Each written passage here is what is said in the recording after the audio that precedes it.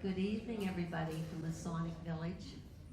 I think we're supposed to have like 6 days of off and on rain, so any nice weather we get, let's cherish that. It's with great pleasure tonight that I would like to introduce you to Howard Voight. Howard was a native of Pittsburgh, and he's a retired lawyer. Very nice. He volunteered for the Pittsburgh History and Landmark Foundation for 10 years, leading walking tours of downtown Pittsburgh and Oakland.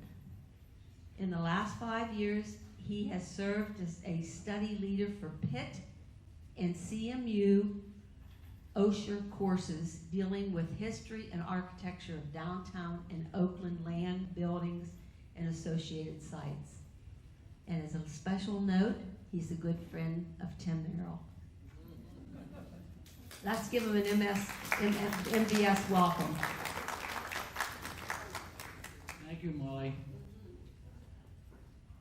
Tim always tries to get at least an equal amount of credit. So God bless you. We're going to talk about essentially 3 subjects today. One is the transformation of the Fulton Building to the Renaissance Hotel.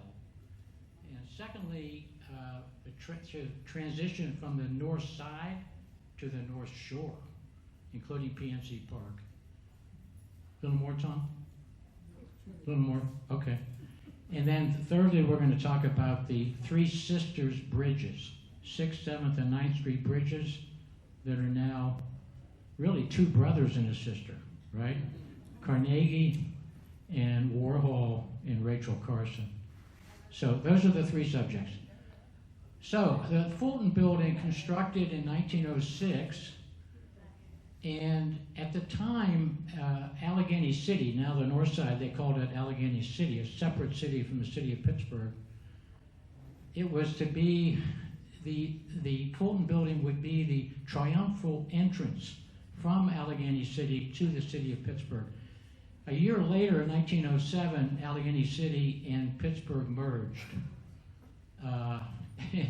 At the time, a merger could occur with just a majority of people voting in its favor. So, of course, Pittsburgh wanted Allegheny City to be part of it. Pittsburgh City was much bigger than Allegheny City. After that, they changed the law. Now, if 2 communities, 2 cities, 2 municipalities merge, each of them has to be a plurality of the vote. By the way, if anybody wants to ask a question, or I don't say something clearly, you're confused about something, just let me know. Okay.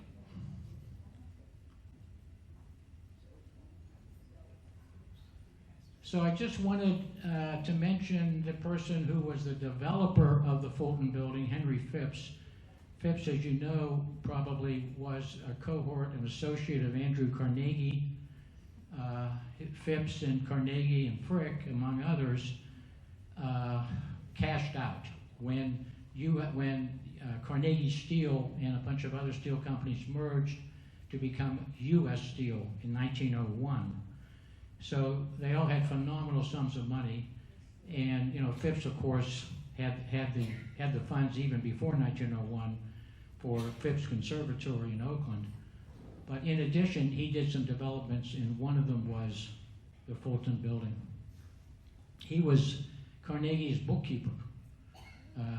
People didn't call bookkeepers accountants in those days. There was no CPA, but he was the main reason why Carnegie was able to maintain cost control as well as he did.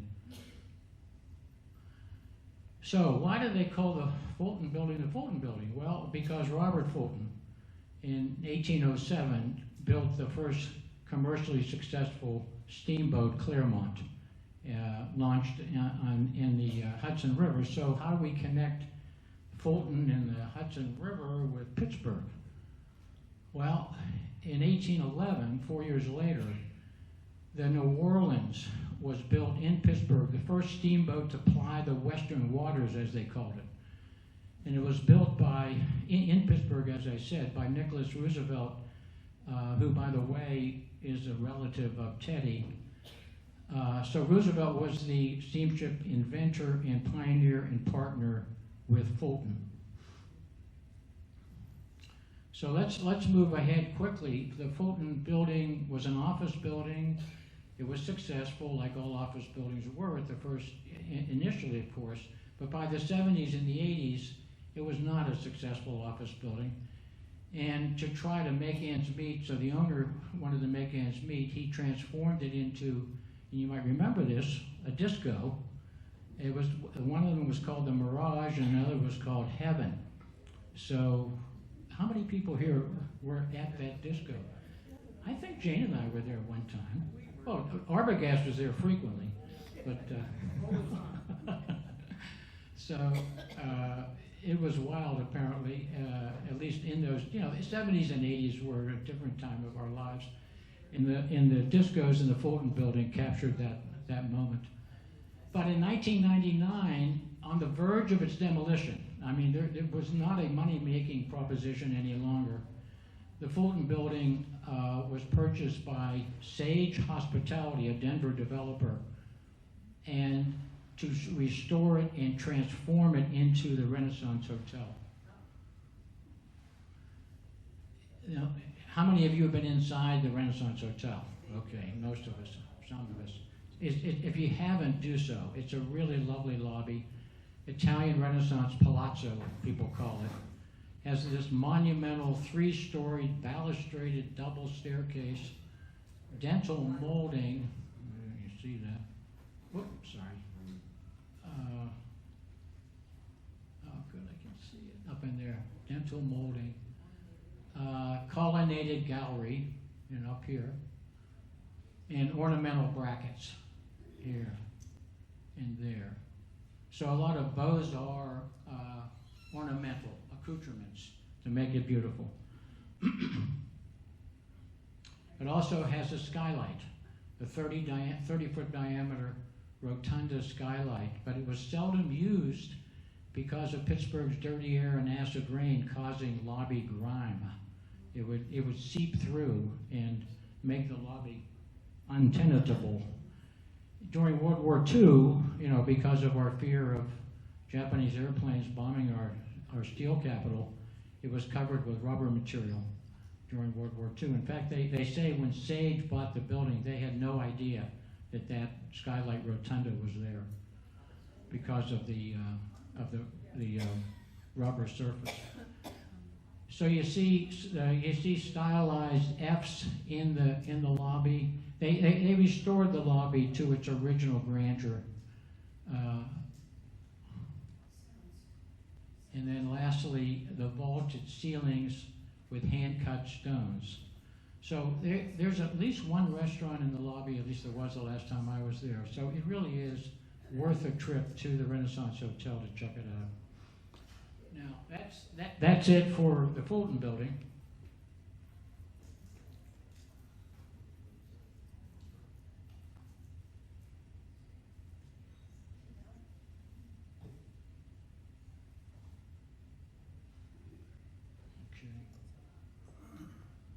We'll go to the North Shore, and just in summary, we'll talk about the new Alcoa building, the Heritage Trail, the Andy Warhol Museum, the Sculpture Park, PNC, of course, Fred Rogers statue, various war memorials, and the water steps.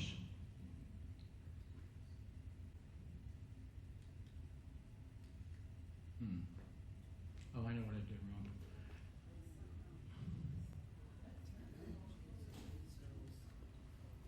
So, the Alcoa building, as we knew it as people growing up in Pittsburgh, it was built in 1955 or so next to Mellon Square. It's all aluminum building. But then in the late 90s, Alcoa wanted a new building, I think mainly because Paul O'Neill, its CEO, wanted more open space in the building. So Alcoa moved its headquarters from Mellon Square to the north side. So here you see it now in between the 6th Street and the 7th Street Clementi Warhol bridges. it's a really gorgeous building, I think. It's simple, straightforward, really elegant, and it mimics, they say, the waves, the undulation of the Allegheny River, the ripples. And Paul O'Neill, of course, as the CEO, was able to succeed in his objective to have much more open space in the office for the employee offices and the executive offices. And here he is himself. You know, he was a U.S. Treasurer in '01 and in '02. You corporate guys will remember he was all about zero harm safety culture, and he was very successful in that regard. So next to the Alcoa, the new Alcoa building, is the Three Rivers Heritage Trail, and you see how it's sleek. I get this. I can't see it. You know, sleek glass and metal building juxtaposed to the piers of the rivers with the hard rock surface. Now, and the Heritage Trail, of course, is along here, next to the Allegheny River. And here it is in its total format, 33 miles, connecting all three rivers, often on two sides. It's really a worthwhile endeavor that these Three Rivers Heritage Trail people have put together in the last, 15, 25 years. Okay, so next along the north side, now we're going to call it the North Shore because it's a little more pretentious, is the Warhol Museum. Previously, Frickin' Lindsay Plumbing Supply Warehouse, but they turned it into the Warhol, which is, here's our boy, Andy, 1928 to 1987, so almost 60 years. Pittsburgh native, Shenley High grad, went to Carnegie Tech, I'm not sure he graduated. He's buried in Bethel Park. It's an unusual place for him to be buried. And I love this quote from him, "Art is what you can get away with." I think that sort of says it all about Andy Warhol. Although people will pay real money for his stuff, won't they? Okay, next is the Allegheny Landing Sculpture Park. So in other words, along the Allegheny River again, you can see PNC Park back here with the stanchions, the light stanchions. Almost 3 acres, one of the first in the country for public sculpture garden. It was, until this was built, and this is true of most of what we will see here along the North Shore, it was just an industrial wasteland. I mean, nobody cared about proximity to the river. They just wanted to be proximate to, boats, barges, whatever industrial traffic they were able to achieve in being next to the Allegheny River. But forget any beauty or aesthetics in any regard. So this is one of the first efforts. Now this is 84 now. This is more than 40 years ago when they just. What are the brown buildings? Oh, those are office buildings. Yeah, it was part of the development. It wasn't just a sculpture park. There were also office buildings constructed there. So here's an example of one of the sculptures called the Forks, symbolizing the Three Rivers and the molten metals industry. Here's another one called Pittsburgh Variations. I've tried to determine which of these is paddle wheel, which is crucible, which is I can't do it, but Mr. Sugarman could probably tell us. And here's another one called Piazza Lavora, the role of labor in human culture. And lastly, the one I find most interesting, called The Builders by George Danhires, and we'll hear his name again. The models were actual employees of the Mellon Stewart construction firm that built the buildings and built the park. So here's PNC looking toward Acroshore and the West End Bridge. So, you know, we see the Alcoa building, we see the sculpture park, and then PNC, of course, and the football stadium. So, again, PNC looking on the left, looking over the Allegheny, and on the right, looking at the skyline of Pittsburgh, which is, it never ceases to kind of surprise me that it's so obvious when we're sitting there waiting to watch a ball game, waiting for the Pirates to score, that we're able to see our lovely skyline. And almost it's a full glory. So ESPN, when it rated the parks, this is some time ago, but when it rated the parks, it said we have the best. And David Shribman, you know, who still writes for the Post-Gazette, we, in his opinion, we have the most beautiful ballpark in the country. So juxtaposition, Three Rivers, you know, baseball and football, cookie cutter, monolithic drum, surrounded by concrete parking lots. You know, they were the idea. You remember the idea when they built this thing in 1971 was there was going to be real active development, as there is today, around the stadium. It never occurred. PNC's river orientation to be distinguished from, well, and neighborhood integration, except, you know, as to be distinguished from the fact that Three Rivers was surrounded by concrete parking lots. Kind of sad. One person said it afforded no view outside the stadium other than the sky if you bothered to look up, away from the action on the field, and then perhaps only if you craned your neck enough to wrench it. So you had to be pretty serious about watching sports because you weren't going to see much else. So contextual elements, in other words, what architectural elements in the city are you reminded of by PNC Park? So we'll go through them. You know, rusticated stone, of course, rustication, you know. Our Allegheny County Courthouse has rusticated stone, as do the bridge abutments. We saw one of them next door to the Alcoa building. Rounded arches, you know, neoclassical arches. And we have many buildings in downtown Pittsburgh that have Roman arches. Exposed metal girders and trusses, which are like our bridges, and they went out of their way. The architect went out of their way to add that. And then the smooth limestone for the Frick building is a good example. The city county building is a good example of smooth limestone. So those are just 4 examples of this so-called contextuality. So we'll look at a couple of sculptures. Hannes Wagner, outside the stadium by Frank Vittor. I mentioned the George Westinghouse Bridge, because Frank Vittor also did some sculptures there that I think are worth looking at.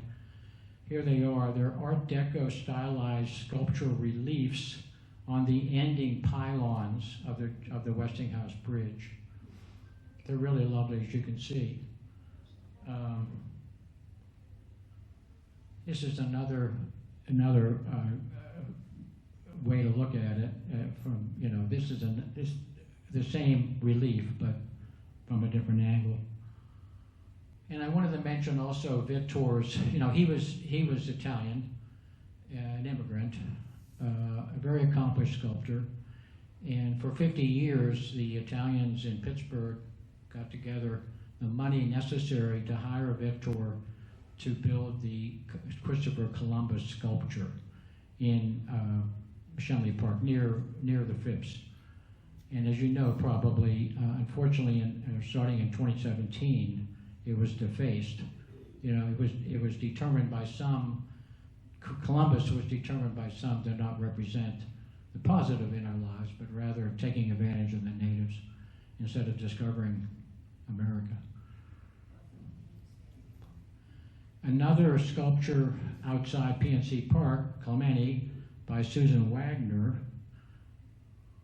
Another Wagner sculpture is Willie Stargell, who died the opening day of PNC Park. Bill Mazeroski, Susan Wagner also did his sculpture, outside the stadium. And she's a local. She's from Friendship. And I had never heard of her before I started to look into this stuff. She's done remarkable work.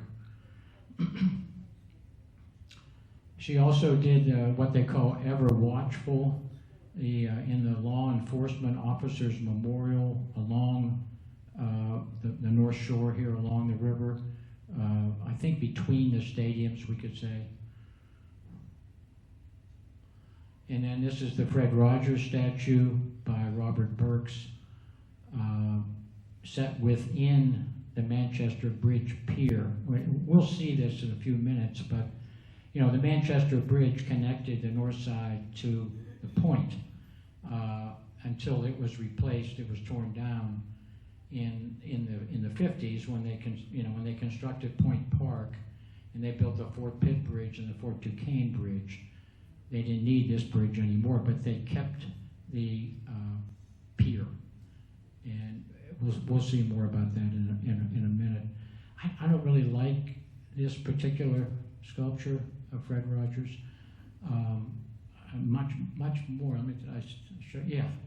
Much better, I thought, was Richard Caligiuri's outside the City County building. This, to be distinguished from Fred, I think this captures what I knew a little of Caligiuri captures him.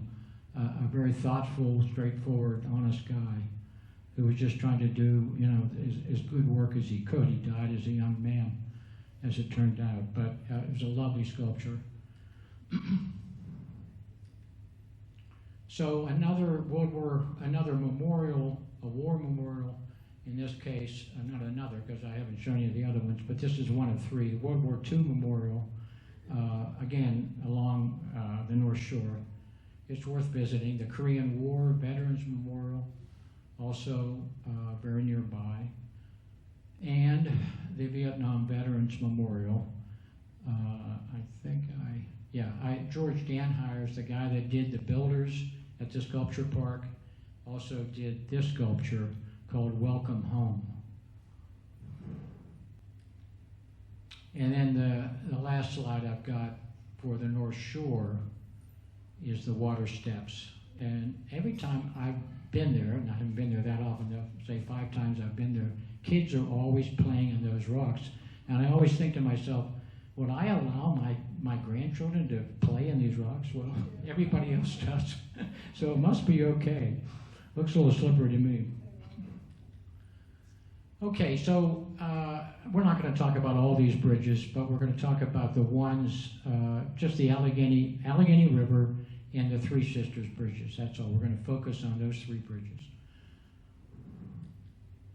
So first, bridges generally. Public sculptures, our most visible and truest form of public art.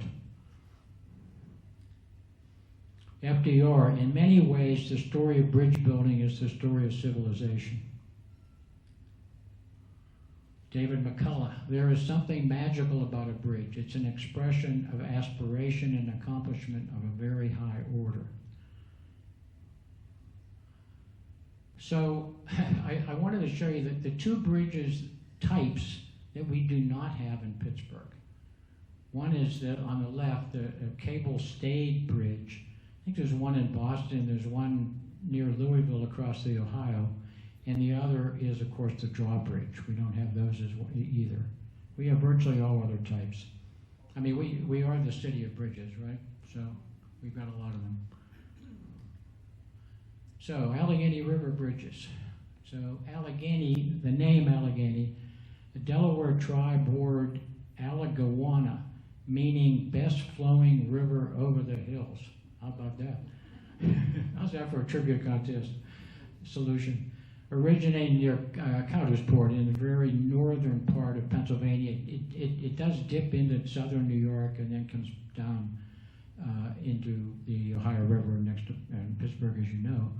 The Allegheny's flow is about twice that of the Monongahela. And it's about 100 times cleaner, historically at least. So, the Indians, the Native Americans called this connection between the Allegheny and the Monongahela the forks of the Ohio. Geography is destiny. Yeah, I mean, that's what put us on the map, literally, in the 18th century. And then steel, et cetera, put us on the map in the 19th century, and the rest is history. So, I mentioned before the Manchester Bridge. Here it is right here. Goes from the point, although you can barely see the point, there's so much water, to the north side. And then this is they call this the Point Bridge. This is the one that crossed the Monongahela to the south side. So I just wanted to show you the original Manchester Bridge. And then, of course, this is our Golden Triangle in 1945. And they had already torn down the original version of the Manchester Bridge. So this is the replacement Manchester Bridge and the replacement Point Bridge. But here it is. We have the Gulf Building. We have the Grant Building. We have the Coppers Building. Not much else in the way of skyscrapers. I mean, there weren't any skyscrapers built from the late 30s. Well, mostly from, the Grant Building and the Gulf Building were built around 31. There wasn't much built after that other than the federal courthouse and the Federal Reserve Bank building across the street on Grant Street, because people didn't have any money to build big buildings. Nobody was expanding, they were contracting.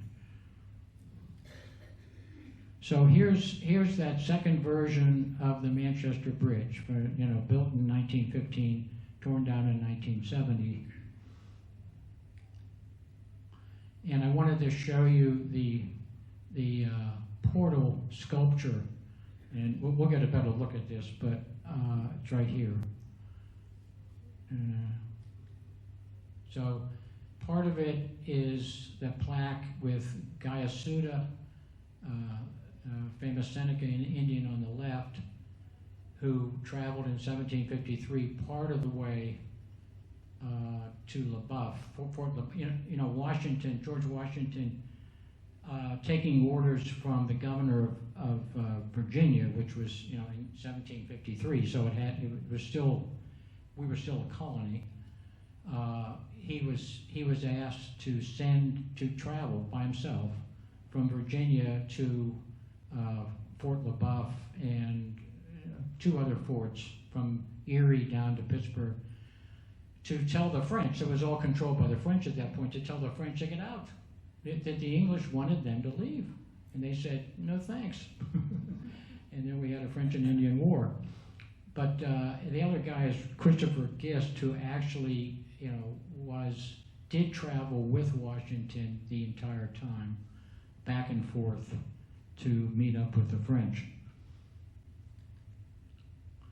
And then this is another part of the portal. The seal of the city of Pittsburgh was part of it. And as you can see, this is a little goofy, but the seal of the city of Pittsburgh was the seal of William Pitt. And William Pitt's seal had it did not have pheasants or eagles. It had Byzants, B-E-Z-A-N-T-S. It's a medieval coin. But the story is, in the Great Fire of 1845 in Pittsburgh, it lost a lot, including the original version of the seal. So when the person who was been told to make the new seal, he said he misunderstood Byzants as pheasants. But he said to himself, we can't have pheasants on our seal, we'll have eagles. So here we have 3 eagles. William Pitt would turn in his grave, no doubt. So we're going to just talk for a few minutes about the original 6th and 7th Street bridges, because each of them had a famous designer. And this is the original 6th Street Bridge. John Roebling, you might remember that name. You know, he designed the Brooklyn Bridge, and he also was the inventor of wire rope or cable. So he invented the machine to twist thousands of strands of wire into a, quote, wire rope, which we look at as just thick, sturdy cable. With the individual strands as thin as the lead in a pencil. So he was able to he was an engineer, able to design a machine that would allow him to do that. And so he used those cables to design, and then have constructed the 6th Street Bridge, which is a suspension bridge at that time. Okay, just as a matter of history, the Roebling's 6th Street Bridge wasn't strong enough to handle streetcar traffic, so it had to be torn down, and Theodore Cooper designed this replacement bridge. Okay. The 7th Street Bridge was designed by Gustav Lindenthal, and the 9th Street Bridge was designed by George Ferris. Okay. Why do we care about these people? Well, we've already told you about Roebling. This is a close-up of Lindenthal's 7th Street Bridge. Lindenthal was a very famous bridge designer in the 19th century, mainly New York bridges, but he designed our Smithfield Street Bridge, 1883, our oldest bridge that exists today. That was Lindenthal. And then second bridge to the right is the 9th Street Bridge.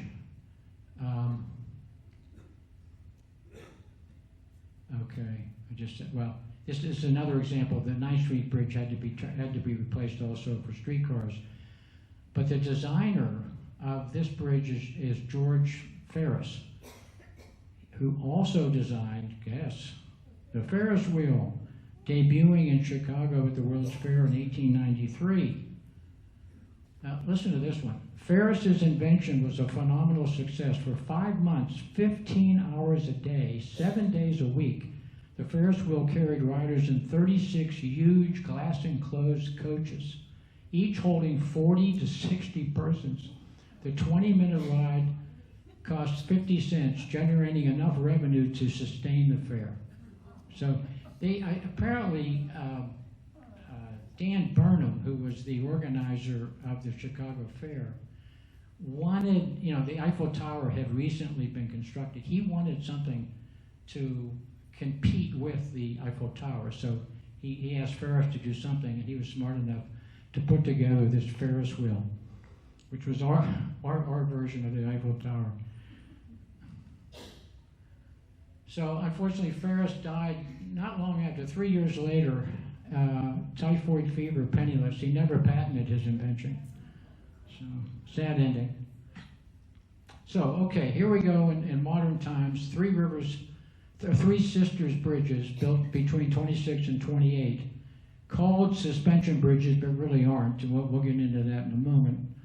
And as we mentioned before, the 9th Street Bridge is now Rachel Carson. The 7th is Andy Warhol. And the 6th Street Bridge, Roberto Clemente. So a suspension bridge was the preferred form for all three bridges, but they had to be built unconventionally because their piers could not be anchored on land. That's a suspension bridge has to have piers anchored on land because of existing rail lines, other development, and friendly soil. So what did they do? They built suspension bridges called self-anchored suspension bridges. So although the cables, this is not really cable, it's steel, it's just solid steel, but they're shaped like the cables of a suspension bridge. They have a catenary shaped steel chain anchored by vertical steel eye bars into a 9-foot thick steel deck girder. So those three bridges are not really suspension bridges. The only one with this self-anchored format ever built before was the Deutz suspension bridge over the Rhine in Cologne. So, I don't know whether I want to get to this. You know, I could talk for a little while about Roebling, or I could end this. I mean, I don't know. You want to continue? Or questions? Yeah, Tom. Howard, as I drive across into the north side, I continually remind myself of the Lewis and Clark expedition and its origins, as I understood it, was in Pittsburgh. Now, whether or not that's true or not, I don't know, and perhaps you can enlighten us on the origin of the Lewis and Clark expedition. I think we had a small role. We were a boat building place. Pittsburgh was. Yes. In the 19th century, and so we did build a boat, I think, on the Monongahela that was used by Lewis and Clark. That expedition traveled down the Ohio to St. Louis, where it met up with the main part of the group. That's really all I know, Tom.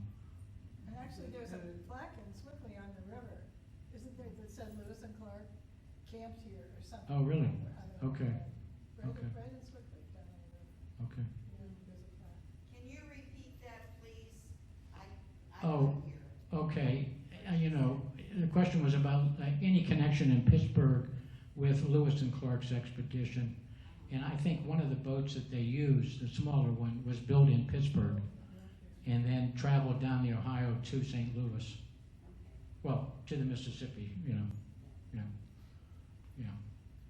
So anyway, I can talk for a while about Roebling if you want to, or you can. I don't know how long you guys ordinarily stay here. Yes, ma'am. I have a question. My son went to school with one of the Richardsons. One of the who sons? My son went to school with Skip Richardson's son. Skip Richardson's dad was one of the original bridge designers, or is that who? Oh, yes. that they- I know who you mean. George Richardson. Yeah, well, this was his son. Okay. Skip, who died about 5 years ago, and they lived in Upper St. Clair. My son Mark went to school. The Marks became best friends, and when it came to designing a bridge, a matchstick bridge, my son failed, but his son made Oh. this gorgeous bridge. Okay. So, but it was, yeah, good theater. Well, Richardson is one of the most famous bridge designers in the country. Exactly. Yeah. He was Yeah. very good bag of His firm still exists. He doesn't, but his firm does. He designed a bunch of bridges: the Fort Pitt Bridge, the Fort Duquesne Bridge, the West End Bridge, other bridges, other major bridges. Yeah, he's very well respected. Can you comment on the American Bridge Company?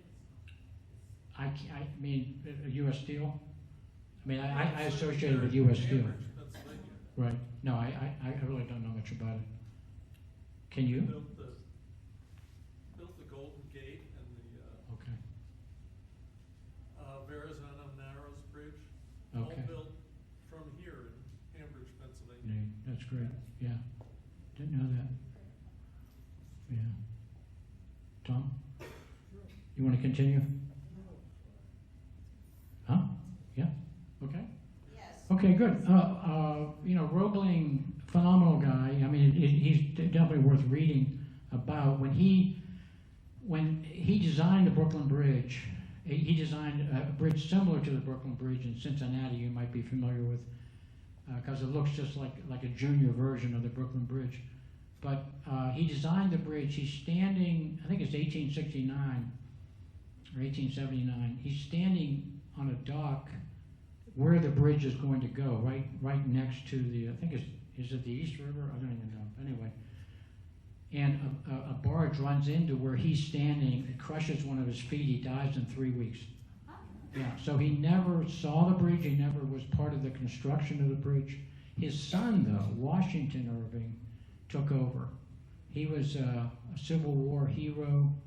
phenomenal guy apparently, and he ended up with the bends because to build the Brooklyn Bridge, they had to dig caissons, under the water, and when you went down and up too quickly, you had bends, and he was paralyzed as a result. So John died, and his son ended up paralyzed. But his son wasn't, he was paralyzed, so he couldn't go to the bridge. But apparently the story was he had an apartment overlooking the bridge, and he was able to keep track of things through a window.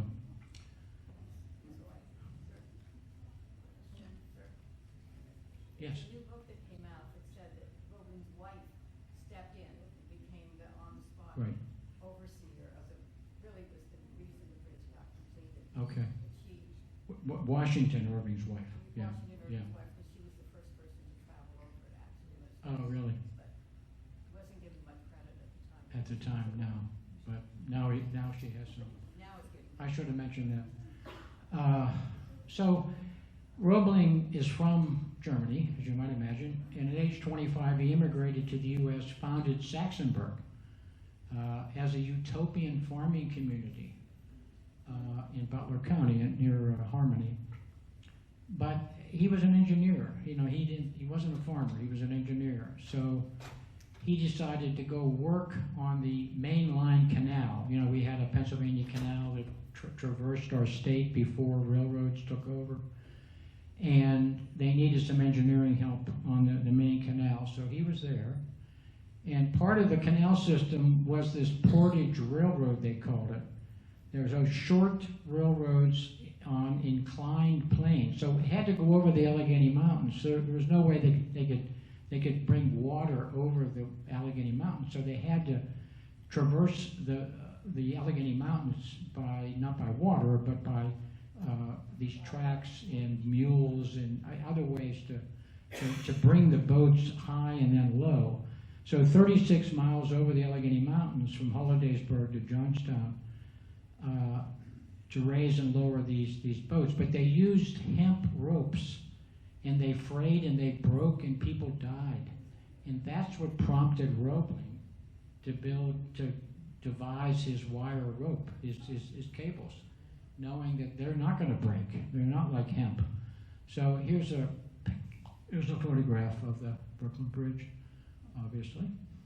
Now, going back to Pittsburgh, one of the reasons why the Sisters Bridges were transformed, we talked about the three original ones, and they were suddenly in 26 and 28, they were rebuilt. Why? Because after World War I, they realized that the bridges along the Allegheny were too low, and they did not allow kind of river traffic necessary in times of war.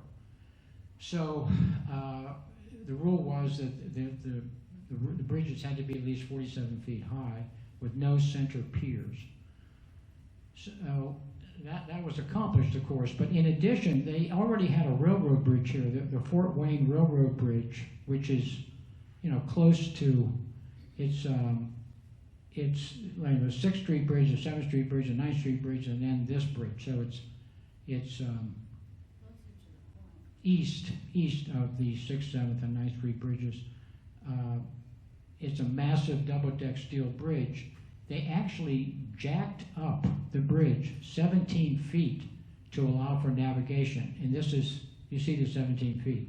This is the Grimes Stain Bridge. This is the new 17 feet. Pretty amazing. What engineers can do.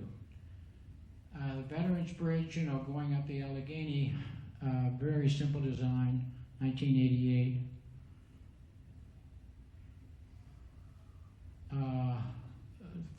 We see the Fort Wayne again. Oh yeah, I just wanted to say that they used to be a double-decker. Well, it is a double-decker, but they had local freight trains, longer distance freight trains on the upper level, lower deck local freight trains to the Strip District. And at one time, thought was rather than have the Port Authority Transit separate tunnel, why not just use that lower deck bridge? would have saved a lot of money, but apparently, you know, as it turns out, it never made sense from the perspective of the federal people. Okay, the 16th Street Bridge, built in 23, now called the David McCullough Bridge, might be one of our prettiest. Graceful steel arches, designed by a fairly famous engineer named Homer Balcom, who's a lead engineer on the Empire State Building. Monumental granite block piers, designed by Warren and Wetmore, who also designed Grand Central. A big New York connection here. And the approach piers were the bronze sculpture adornments by Leo Lintelli of a quartet of winged seahorses supporting armillary spheres. So, a lot of detail. Well, here's our George Richardson, Fort Duquesne Bridge. They call it a bowstring arch or through truss design. Oh, heck, sorry. So here are the bowstring arches. You know, the arch with the like a bow, like an arrow, and then it says through truss because it's under the surface of the bridge. Okay, I'm going to end with this story. This is the Fort Duquesne Bridge, but because Northern Ramp's rights of way, you know, to 279, could not be obtained, the 1963 Fort Duquesne Bridge initially ended in midair. So, and then it wasn't until '69 that the northwestern ramp was completed, and then the northeastern ramp in '86. So guess what happened? There it goes. Until '69, the bridge was known as the Bridge to Nowhere. On December 12, 1964, Fred Williams, a 21-year-old pit chemistry major, drove a '59 Chrysler station wagon through the wooded barricades at the end of the unfinished bridge, landing upside down in river muck, somehow unharmed.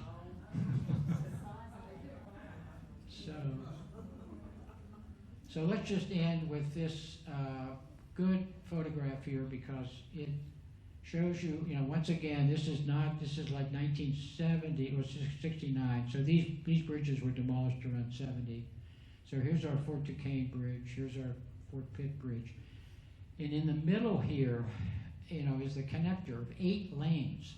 So when the Point Park was developed, one of their problems was, is this connector going to split the park in two? I mean, there has to be some way to finesse this. And by golly, they were able to do it by, you know, this is what it looks like from above, they call it the Portal Bridge. So unencumbered vehicular traffic between the two bridges, you had to have that, right? You had to have, you couldn't get traffic in the way.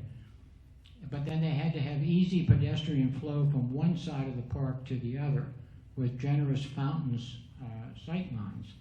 And they were able to do that with kind of an engineering marvel. They had to hire some French bridge designer to help them figure out how to do this.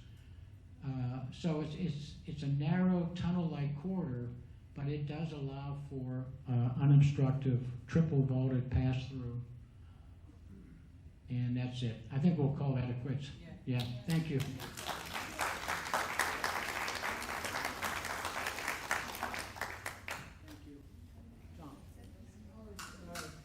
The Lewis and Clark expedition